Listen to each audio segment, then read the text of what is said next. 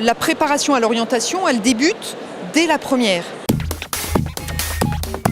Donc on a des publications qui sont gratuites, c'est-à-dire que tous les élèves de terminale dans l'académie ont une brochure qui s'appelle Entrée dans le sup après le baccalauréat, qui résume l'ensemble de l'offre de formation dans une académie. C'est le cas dans toutes les académies. Et puis vous avez des documentations plus spécifiques par secteur professionnel. On se pose les bonnes questions et pour ça il faut voir un expert, un spécialiste du domaine, un psychologue de l'éducation nationale chargé du conseil en orientation scolaire et professionnelle.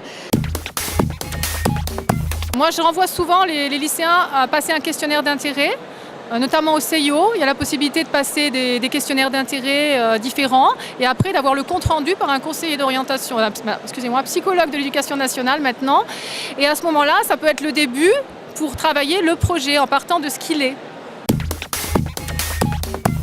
De même, sur l'ONICEP, vous avez de multiples quiz qui peuvent vous permettre aux lycéens de se poser des questions par rapport aux différentes filières. Notamment, vous avez le quiz quelle filière après mon bac sur ONICEP, qui est un quiz très très bien fait.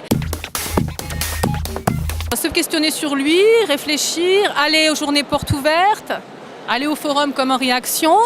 Y aller, ça veut dire surtout le préparer. Il ne suffit pas d'y aller, il faut en amont avoir réfléchi, s'être posé des questions sur les différents stands qui vont nous intéresser, déjà avoir fait son parcours, après avoir ciblé un petit peu les questions pour les exposants, et au retour, faire un petit bilan de toute l'info qu'ils ont récoltée.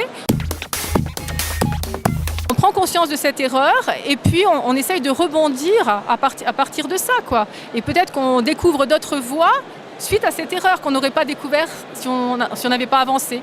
Voilà. L'essentiel, c'est de toujours se poser des questions et essayer de prendre du recul par rapport à son vécu.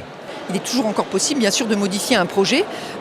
Savoir construire un projet, c'est aussi savoir le modifier en fonction des circonstances.